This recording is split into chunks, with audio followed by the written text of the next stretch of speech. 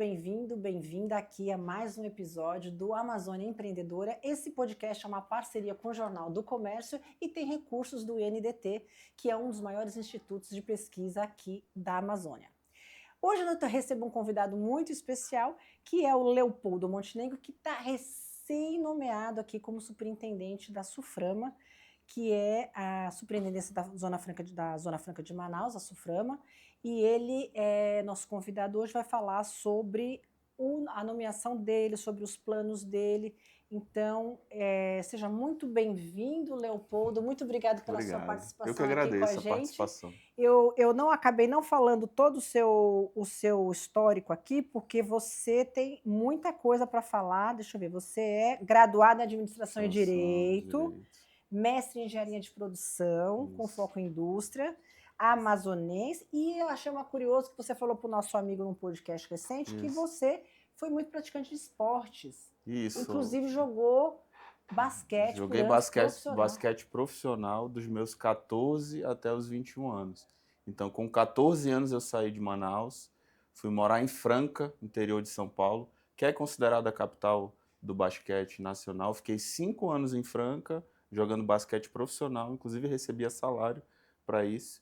E aí de Franca eu fui para São Paulo, capital, e fiquei 2 anos no Pinheiros, que também é um clube muito conhecido, inclusive internacionalmente.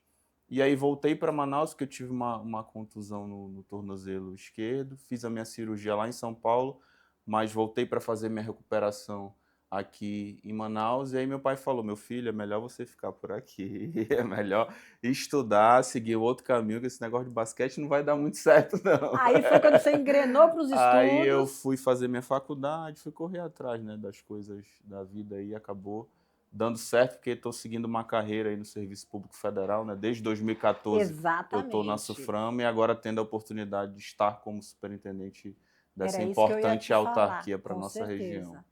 Até porque você é funcionário público de carreira, está há 12 anos à frente da SUFRAMA, então, na SUFRAMA, então você conhece muito bem os desafios e conhece muito bem o seu segmento.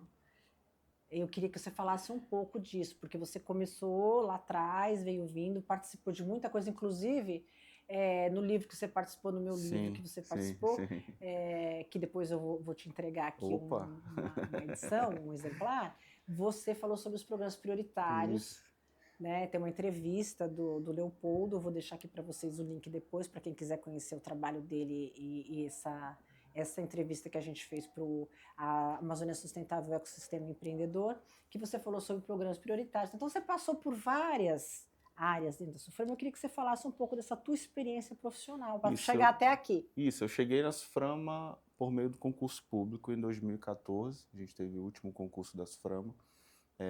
Iniciei minhas atividades em fevereiro de 2015, entrei um pouco depois, e aí entrei no gabinete da superintendente, que na época foi a doutora Rebeca Garcia, que foi uma das primeiras superintendentes ao qual tive a oportunidade de conviver. Fiquei um período curto no gabinete, cerca de 2 a 3 meses, e depois fui para a SAP, que era a Superintendência Adjunta do Planejamento, que hoje até mudou a sigla, mas a SAP cuidava da política da lei de informática e da parte de convênio por meio de emendas parlamentares. Fiquei um tempo na assessoria, na época o superintendente era o doutor Marcelo Pereira, fiquei eu acho que 1 ano e meio na assessoria, e depois fui nomeado como coordenador já para cuidar e acompanhar essa parte da política da lei de informática na Zona Franca de Manaus.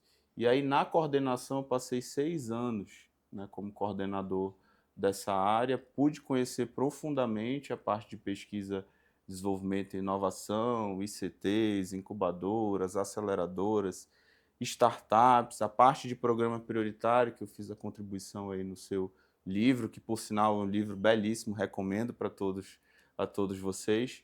E de lá veio depois a gestão militar. E aí na gestão militar, que foram 4 anos de gestão militar, eu fui convidado a me retirar do cargo que eu ocupava e fui para o CBA. Fiquei ali de castigo, diria que 2 anos no CBA. Isso, fiquei no CBA, e aí no CBA eu ajudei a construir o plano que tornou o CBA a virar organização Que foi pro social. Bionegócios, né? Isso, que virou, em vez de Centro de Biotecnologia da Isso. Amazônia, virou Centro de Bionegócios Quer dizer que você já estava lá por trás. Isso, eu Que estava lá legal. contribuindo tecnicamente para esse plano, para essa virada de chave. Em 2023, o CBA virou organização social. E aí, do CBA, eu voltei para o gabinete, para um grupo de recurso que analisa projetos também de pesquisa, desenvolvimento e inovação. Dali, eu fui nomeado como superintendente da SDI, que é a que cuida da política da lei de informática, como superintendente adjunto já. E aí, na vinda do Bosco Saraiva para a Suframa, em abril de 2023, um pouco depois, em junho de 2023, eu fui nomeado como superintendente adjunto de projetos, né? E aí que eu tive o conhecimento maior da parte, eu diria que mais geral da Zona Franca de Manaus. Quando eu fiquei na SDI, que cuida da lei de informática, a gente cuida de um nicho específico, que são os bens de informática. Lá na SPR, que é a Superintendência da Adjunta de Projetos, você cuida de toda a Zona Franca de Manaus. Então, são todos os 25 subsetores afetos à Zona Franca de Manaus. Então, pude ter uma visão mais estratégica do modelo, pude acompanhar a questão fundiária da Zona Franca de Manaus, que hoje se torna um problema, a gente deve falar disso um pouco depois. Pude conhecer os processos produtivos básicos das fábricas e conhecer melhor esse universo ao entorno da Zona Franca de Manaus. E aí, da Superintendência Adjunta de Projetos, agora eu fui convidado a assumir a Superintendência da Zona Franca de Manaus, o que me honra muito, porque sou servidor de carreira, dando continuidade ao excelente trabalho que o ex-superintendente da Suframa, Bosco Saraiva, deixou.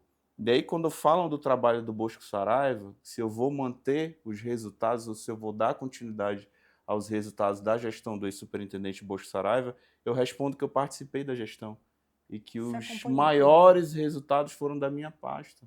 A minha pasta que cuidava da política industrial da Zona Franca de Manaus. Então, recorde de faturamento de 2025 com 227,7 bilhões de reais foram afetos à minha pasta. Recorde com relação à quantidade de empregos gerados. Em outubro de 2025, a gente chegou a 132.950 empregos gerados na Zona Franca de Manaus diretamente. E aí, se a gente considerar hoje o nível de automação das fábricas, esse número, há 20, 30 anos atrás, seria mais de 200 mil, com certeza. Então, é um quantitativo que repercute muito positivamente. Você continua com muito emprego, mesmo com automação. Mesmo com automação, mesmo com indústria 4.0, mesmo assim conseguimos bater o recorde da quantidade de empregos diretos gerados. Isso quer dizer que a pessoa está sendo qualificada para sair da linha de produção, mas ela não está ficando desempregada. Ela sai da linha de produção e ela vai para uma outra atividade mais específica, mas continua ali ao redor da Zona Franca de Manaus, com empregos diretos sendo gerados. E é incrível isso, né? Porque é um crescimento que vem sendo, cada ano que passa, a Suframa vem realmente batendo recordes, num momento extremamente importante. Eu acredito que com tá uma efusão, muitas empresas vindo para cá, eu tenho acompanhado, né? Essa semana você teve a reunião do CAS, ontem foi do CODAN, enfim, são muitos projetos aprovados, né? Verbos, empresas multinacionais querendo vir, outras expandir. Fala um pouco dessa questão de bastidor, que às vezes não chega até a gente aqui do lado de cá, mas que está assim, muito efervescente. Isso é um resultado concreto da reforma tributária. A reforma tributária deu segurança jurídica, que manteve as vantagens comparativas do modelo Zona Franca de Manaus, e aí tem que dar o devido valor a quem trabalhou, né, em todo esse processo.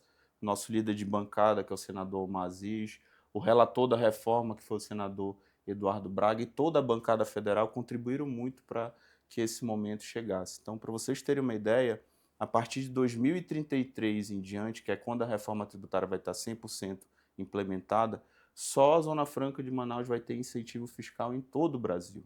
E aí o que está acontecendo? Como a gente está no período de transição até 2033 dessa reforma tributária, as indústrias que estão fora da Zona Franca e as multinacionais que estão fora do Brasil, sabendo que esse momento vai chegar, estão antecipando a sua vinda para a Zona Franca de Manaus para se instalar aqui na nossa região, para quando chegar 2033 poder ter todas as vantagens comparativas desse modelo. Agora, na reunião do Conselho de Administração da SUFRAMA, a gente aprovou 83 projetos industriais e de serviço. Foi o recorde em uma única reunião de projetos aprovados na história do Conselho de Administração da SUFRAMA. Desses 83 projetos, 38 projetos são de novas fábricas, ou seja, instalação de novas plantas aqui na Zona Franca de Manaus, que se somam ao legado que o superintendente Bosco Saraiva deixou de mais de 195 novas fábricas que também vão se instalar aqui na nossa região. Então, 195 mais 38 fábricas nos próximos 2 anos vão estar em operação aqui na Zona Franca de Manaus. É incrível, né? Incrível. Você vai ter muito trabalho, né? Muito trabalho. A gente está aqui para isso.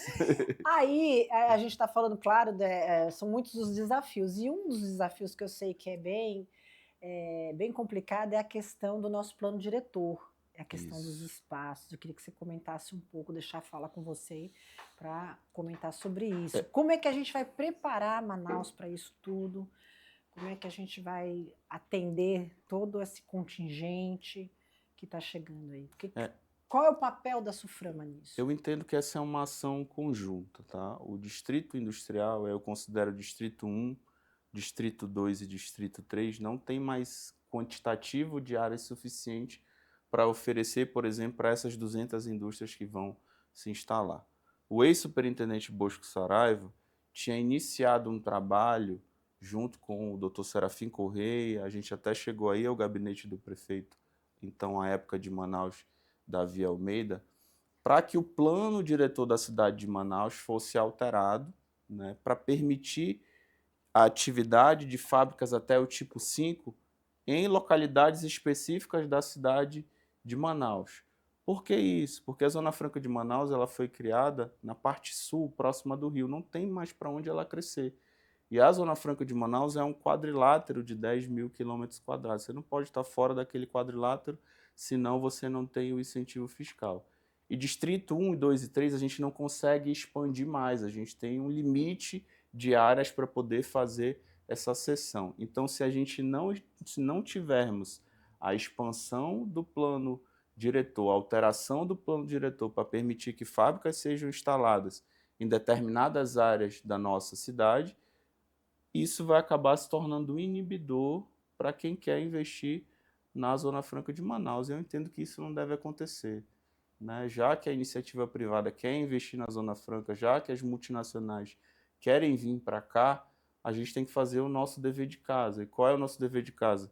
Oferecer a infraestrutura mínima necessária para que essas fábricas se instalem aqui na Zona Franca de Manaus. Você acha que vai ser um dos seus grandes desafios? Como é que você coloca essa questão? Eu acho que é um dos grandes desafios que eu vou ter, e eu já estou querendo marcar uma reunião na semana que vem, já com o prefeito Renato Freitas, né, para poder conversar essa questão do plano diretor, junto com o amigo Gustavo Igrejas, que assumiu agora como interino a secretaria no lugar do Dr. Serafim Correia. Então, na semana que vem já vou tentar uma agenda com o prefeito para que a gente possa discutir, levar meu corpo técnico para que a gente dê alternativas de soluções viáveis, para que a gente não perca essa quantidade de fábricas que querem investir. Né? E o time também, né, disso.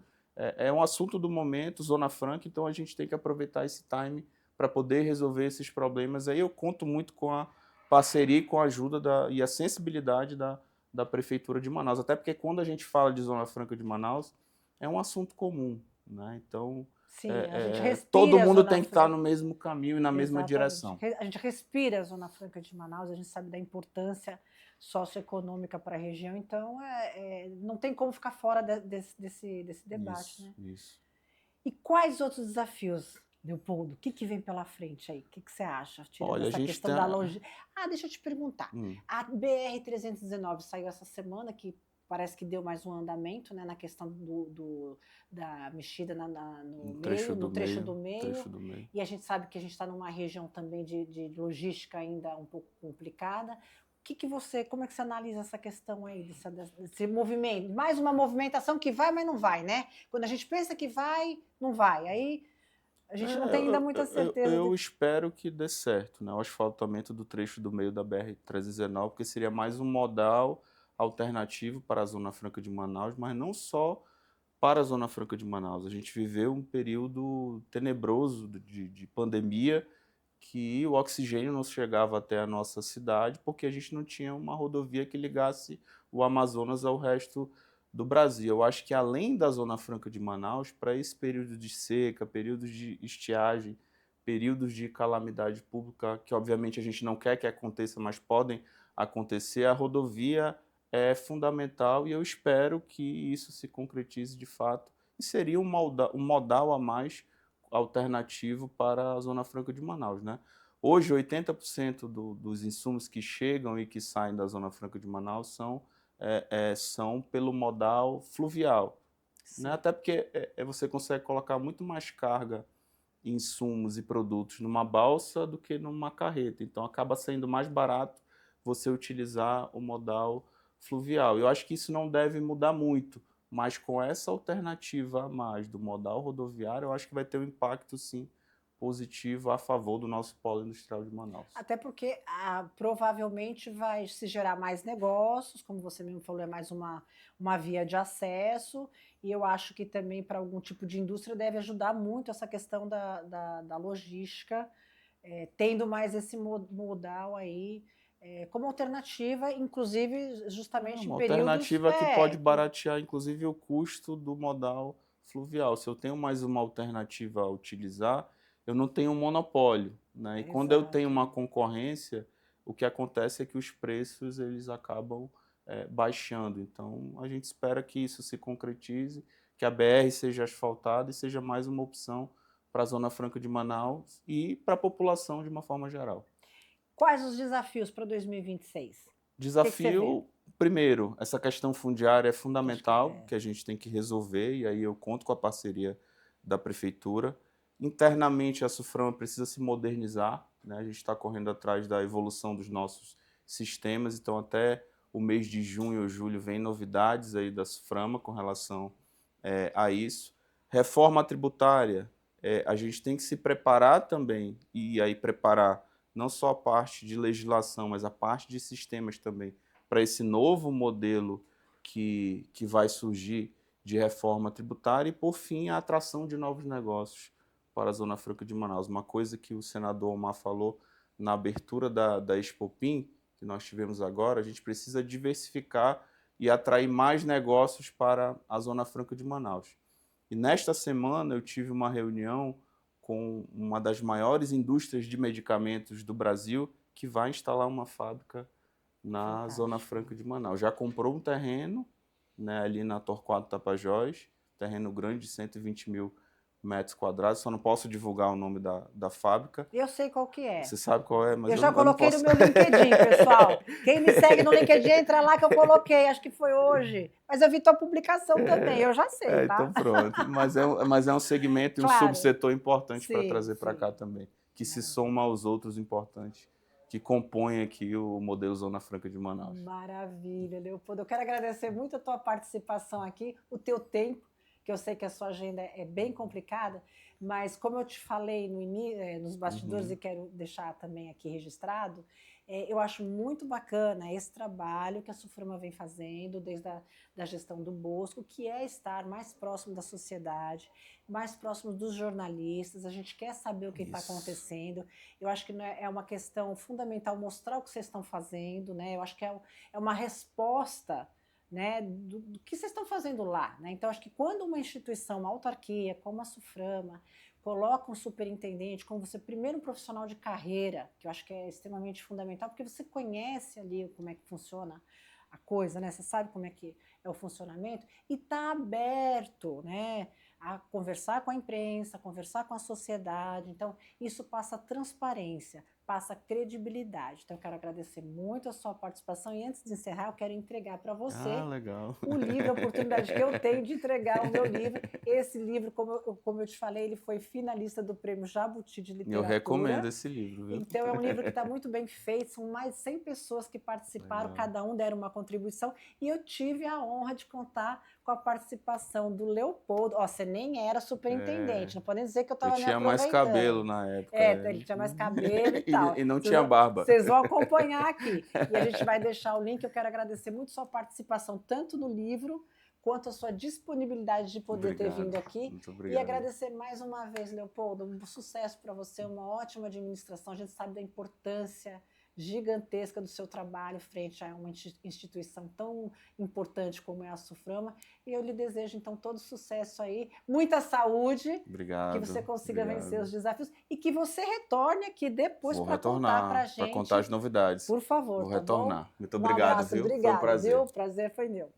Gente, é isso aí. A gente está finalizando mais um episódio aqui do podcast Amazônia Empreendedora. Agradeço a sua participação aqui com a gente e até a próxima semana.